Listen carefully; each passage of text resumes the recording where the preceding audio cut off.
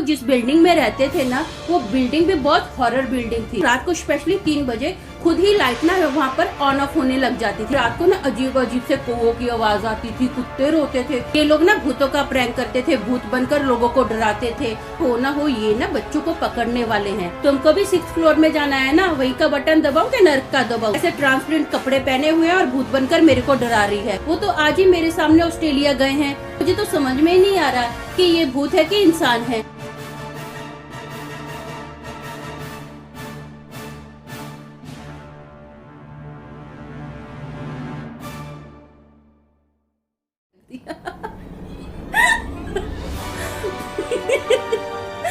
भूत ने हक दिया।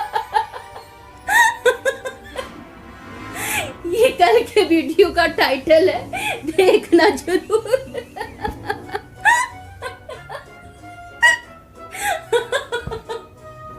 आज के आधुनिक युग में लोग समझते हैं कि भूत नहीं होते हैं। मेरा उनसे यही कहना है, तुमने तो ईश्वर को भी नहीं देखा, तो क्या ईश्वर भी नहीं है? वो देखो तुम्हारे पीछे कौन है। बकवास जोक लगा ना? तो ये सोच भी तो बकवास है कि भूत नहीं होते हैं। और ऐसे भूतों के प्रैंक करना भी कोई मजाक की बात नहीं है। ज्यादा नहीं बोल रही हूँ, आज के किस्से को सुनकर आप समझ जाओगे, जिसने हमारे जीवन में दिन में तारे दिखा दिए और हमारे पैरों के तले जैसे धरती खिसक गई हो। हेलो दोस्तों, मेरा नाम अमन है। मैं आप सभी का मेरे YouTube चैनल कहानी रंगमंच में स्वागत करती हूँ। उम्मीद करती हूँ कि आप सभी अच्छे और स्वस्थ होंगे। आप मेरे चैनल को सब्सक्राइब कीजिए, लाइक कीजिए, शेयर कीजिए, कमेंट कीजिए और हाँ, बेल आइकन को दबाना मत भूलना, ताकि आपको आने वाले वीडियो के नोटिफिकेशंस मिलते रहे। दोस्तों, आज का किस्सा हमारे जीवन का 12 साल पहले का किस्सा है। जब हम लोग मुंबई में जोगेश्वरी में रहते थे ना, उस वक्त मेरे हस्बैंड प्रिंट मीडिया में फोटोग्राफी का काम करते थे। मेरे हस्बैंड को आते आते ना बहुत लेट हो जाता था। कई बार तो वो रात को 2:30-3 बजे आते थे और कभी कभी वो दिन में ही आते थे, मतलब सुबह अर्ली मॉर्निंग में आते थे। उनको सोने के लिए सिर्फ 2.5-3 घंटे का ही टाइम मिलता था। वो पूरा दिन काम में रहते थे और बहुत बिजी रहते थे। और हम लोग जिस बिल्डिंग में रहते थे ना, वो बिल्डिंग भी बहुत हॉरर बिल्डिंग थी। क्या होता था, रात को स्पेशली 3 बजे खुद ही लाइट ना वहाँ पर ऑन ऑफ होने लग जाती थी, मतलब लाइट ब्लिंक करती थी और बहुत हॉरर सा लगता था। जैसे ही हम लोग पैर भी रखते थे ना, कभी दिन में के टाइम पर भी पैर रखते थे तो बहुत नेगेटिव फीलिंग आती थी। और रात को ना अजीब अजीब से कौवों की आवाज आती थी, कुत्ते रोते थे। बहुत ही भयंकर हॉरर माहौल था उस बिल्डिंग के आजू बाजू का, और बिल्डिंग का भी बहुत डेंजर बिल्डिंग थी। बस मैं तो यही बोलूंगी। ऊपर से जो हमारे पड़ोसी थे ना, वो ऊपर इतने ज्यादा टॉर्चर थे, बाप रे बाप, मैं क्या बताऊं आपको।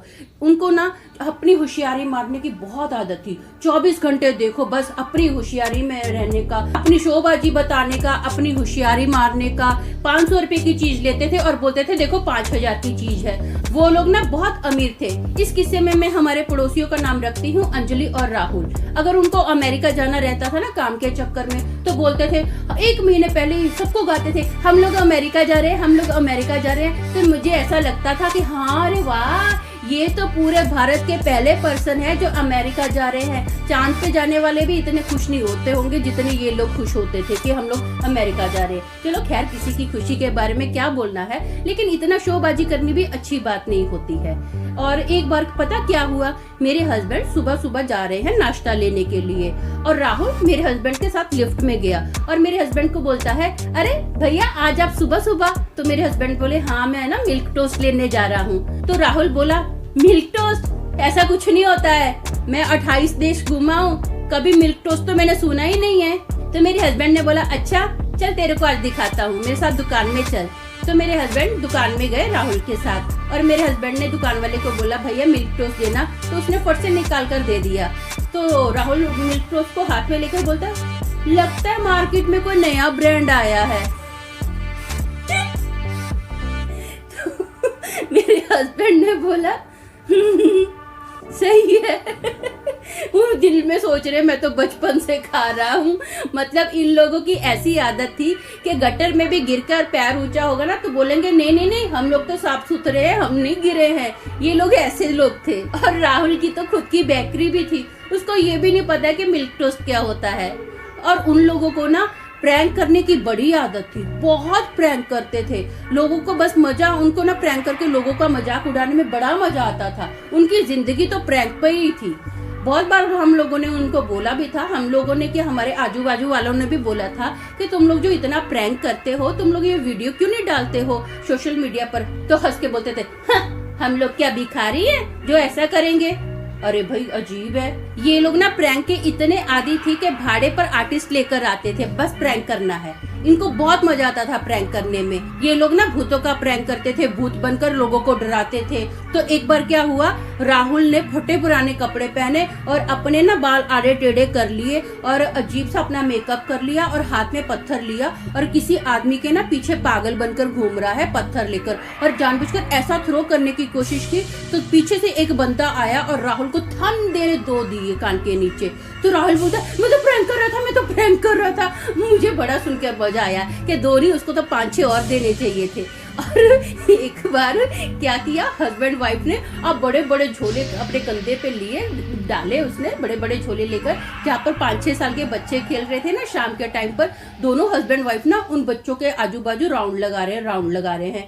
तो एक बंदे को शक हो गया कि हो ना हो ये ना बच्चों को पकड़ने वाले हैं। तो सामने वाले ने पुलिस को कॉल कर दिया। जैसे ही पुलिस आई ना और पुलिस ने पकड़ा तो फिर बोलते, नहीं नहीं नहीं नहीं, हम लोग तो प्रैंक कर रहे थे, हमें तो आदत है प्रैंक करने की। आप चाहिए तो हमारे पड़ोसियों को भी पूछ लो, सब आजू बाजू वाले आपको बता देंगे कि हम लोग सिर्फ प्रैंक करते हैं, हमारा ये काम नहीं है, हमको पैसे की कोई जरूरत नहीं है, हम लोग तो ऑलरेडी बहुत अमीर हैं। तो पुलिस वालों ने उनको क्या किया, वार्निंग देकर छोड़ दिया। मैं तो चाहती थी कि पुलिस वाले ना इनको पुलिस थाने में लेकर जाते और मजा चखाते, बहुत मजा आता, क्योंकि इन लोगों ने हमारी नाक में ना इतना दम करके रखा था सभी लोगों के कि समझ ही नहीं आती थी कब किसके साथ प्रैंक हो रहा है और कब ये ओरिजिनल बातें करते हैं। बहुत नौटंकी थी इन लोगों की।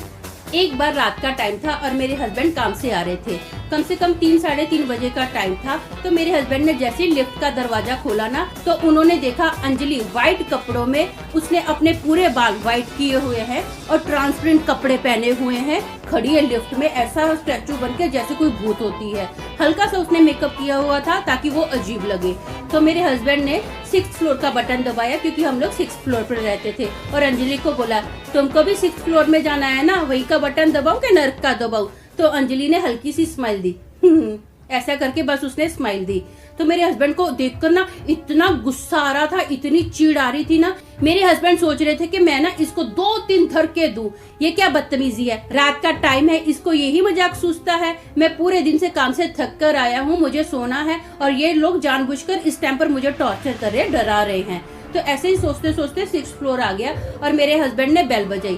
मैंने जैसे दरवाजा खोला ना, तो मैंने देखा मेरे हस्बैंड को ना बहुत गुस्सा आया हुआ है। मैंने पूछा क्या हुआ, तो मेरे हस्बैंड बोले कि इन लोगों ने ना बेशर्मी की हद पार कर दी है। तो मैंने बोला क्या हो गया, ऐसा क्या हो गया, किन लोगों की बात कर रहे हो। तो बोले वही अंजलि और राहुल की। मैंने बोला अंजलि और राहुल, बोले हाँ। बोले देख कैसे ट्रांसपेरेंट कपड़े पहने हुए हैं और भूत बनकर मेरे को डरा रही है। तो मैंने बोला नहीं नहीं नहीं, अंजलि और राहुल नहीं होंगे, वो तो आज ही मेरे सामने ऑस्ट्रेलिया गए हैं। तो बोले मुझे पता है, वो 1 महीने से गा रहे थे ना कि ऑस्ट्रेलिया जाना है, ऑस्ट्रेलिया जाना है, ये उनका बेफजूल का फालतू प्रैंक था। बोले आज मेरे साथ भूत बनकर खड़ी है लिफ्ट में और मुझे डराने की कोशिश कर रही है।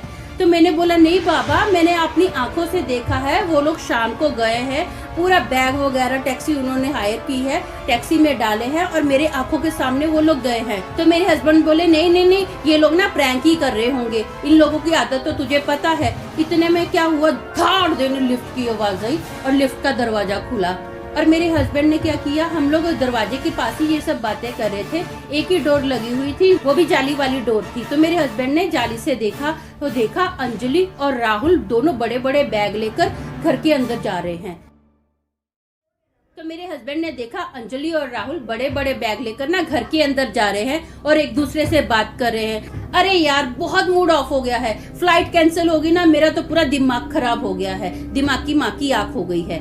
ऐसा बोलते बोलते वो लोग घर के अंदर चले गए और उन लोगों ने दरवाजा बंद कर लिया। मेरे हस्बैंड ने भी घर का दरवाजा बंद किया। तो मेरे हस्बैंड ने सोचा ये कैसे हो सकता है, ये तो 6th फ्लोर से 7th फ्लोर पर गई है और मैंने दरवाजे की भी आवाज सुनी है कि दरवाजा खुला था, तो ये फट से कैसे नीचे आ सकती है और इतनी जल्दी ऐसे कैसे ये मेकअप चेंज कर सकती है। तो मेरे हस्बैंड सोच रहे कि मुझे तो समझ में ही नहीं आ रहा कि ये भूत है कि इंसान है जो फट से मेकअप चेंज कर लिया। चलो होगा इसका कोई ना कोई ट्रिक, मुझे क्या लेना। अब मेरे हस्बैंड तो सुबह काम पर चले गए और मैंने ना शाम को बहुत हड़बड़ाहट में मेरे हस्बैंड को कॉल किया और मैंने बोला ये कैसे पॉसिबल हो सकता है, ये कैसे हो गया। तो मेरे हस्बैंड बोले क्या हो गया, सब ठीक तो है। मैंने बोला नहीं नहीं नहीं, कुछ ठीक नहीं है। मुझे ना अंजलि का फोन आया था और वो वीडियो कॉल पर मुझे पूरा ऑस्ट्रेलिया दिखा रही है। वो बता रही है कि ये देखो हम लोग यहाँ पर घूम रहे हैं, हम लोग आइसक्रीम खा रहे हैं, हमारे सामने देखो बहुत बड़ा झरना बह रहा है। ये कैसे पॉसिबल हो सकता है? हम दोनों ने रात को अपनी आंखों के सामने अंजलि और राहुल को घर आते हुए देखा है, और ये लोग ऑस्ट्रेलिया में कैसे घूम सकते हैं? ये कैसे पॉसिबल हो सकता है? तो मेरे हस्बैंड बोले कि ठीक है, मैं ना अभी बहुत बिजी हूँ, मैं घर पर आके बात करता हूँ। मेरे हस्बैंड रात को घर पर आए तो मैंने फिर से वही बात छेड़ी, तो मेरे हस्बैंड भी सरप्राइज कि ऐसे कैसे हो सकता है यार, हम दोनों ने इन लोगों को देखा है, ये लोग तो ऑस्ट्रेलिया में घूम रहे हैं, हमें समझ में नहीं आ रहा। और रात के 2:30-3 बजे का टाइम था, तो दोनों अंजलि और राहुल कैसे हो सकते हैं? ये अंजलि और राहुल का तो काम नहीं हो सकता। हम ये बात कर ही रहे थे और फट से ना लिफ्ट की आवाज आई धाड़ देने, और बड़े बड़े बैग की आवाज आ रही है, जैसे कोई बड़े बड़े बैग लिफ्ट से बाहर निकाल रहा है। तो मेरे हस्बैंड ने बोला देखने का कोई मतलब नहीं बनता है, तू समझ जा भी ये क्या है। मैंने बोला हाँ। तो बोले चुपचाप अभी सो जाना, कोई जरूरत नहीं है देखने की। तो मैंने बोला ठीक है। और मेरे हस्बैंड ने बोला कि जब वो आ रहे थे ना तो लिफ्ट में ना अजीब सा धुआं था। ऐसा नहीं है कि वायर वगैरह कोई आग लग गई थी या लिफ्ट में कोई दुर्घटना हुई थी, ऐसा कुछ नहीं था, बस अजीब सा धुआं फैला हुआ था, और जो लिफ्ट से बाहर भी निकला था।